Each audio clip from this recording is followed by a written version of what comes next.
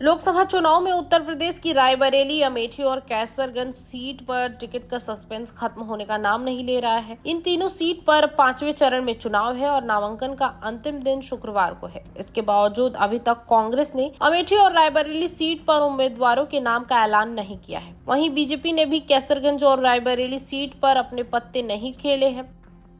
गांधी परिवार के रायबरेली और अमेठी सीट से चुनाव लड़ने का फैसला अब सोनिया गांधी पर छोड़ दिया गया है। बृजभूषण शरण सिंह की कैसरगंज सीट पर बीजेपी ही नहीं, सपा ने भी अभी अपने पत्ते नहीं खेले हैं। लोकसभा चुनाव के 5वें चरण के नामांकन खत्म होने में 35 घंटे से भी कम का समय बचा हुआ है। रायबरेली, कैसरगंज और अमेठी सीट पर जीत हार से ज्यादा उम्मीदवार के नाम को लेकर चर्चा हो रही है। इन सीटों पर एनडीए और इंडिया गठबंधन अभी तक कशमकश में है। गांधी परिवार के मजबूत दुर्ग मानी जाने वाली अमेठी और रायबरेली सीट पर कांग्रेस किसी चुनावी मैदान में उतारेगी, इस पर फैसला अब सोनिया गांधी को ही लेना है। महिला पहलवानों की यौन शोषण मामले के चलते कैसरगंज सीट से बृजभूषण शरण सिंह को प्रत्याशी बनाए जाने को लेकर बीजेपी अभी तक फैसला नहीं ले पा रही है। ऐसे में सीट को लेकर सस्पेंस फंसा हुआ है। रायबरेली लोकसभा सीट पर कांग्रेस ही नहीं, बीजेपी ने भी अभी तक अपने उम्मीदवार के नाम का ऐलान नहीं किया है।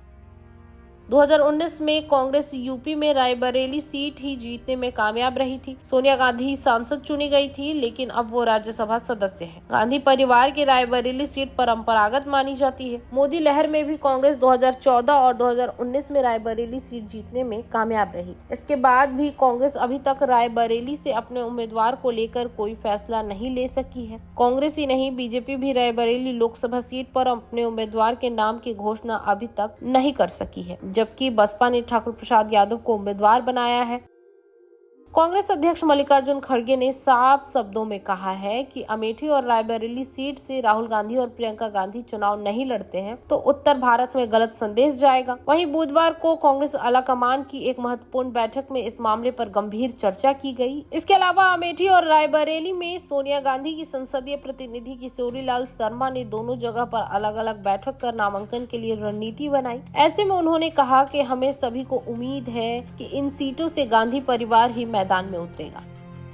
कैसरगंज लोकसभा सीट पर बीजेपी का कब्जा है। इस सीट से बीजेपी के दिग्गज नेता बृजभूषण शरण सिंह सांसद है। महिला पहलवानों के यौन शोषण मामले के चलते बीजेपी पोसेपेस में फंसी है कि मौजूदा सांसद बृजभूषण शरण सिंह को चुनावी मैदान में उतारा जाए या नहीं। इसके चलते ही कैसरगंज सीट पर अभी तक बीजेपी अपने उम्मीदवार के नाम का ऐलान नहीं कर सकी है। बीजेपी की टिकट न घोषित करने के चलते समाजवादी पार्टी भी अपने पत्ते नहीं खोल पा रही है। इस तरह पहले आप के कारण कैसरगंज सीट का मामला भी उलझा हुआ है।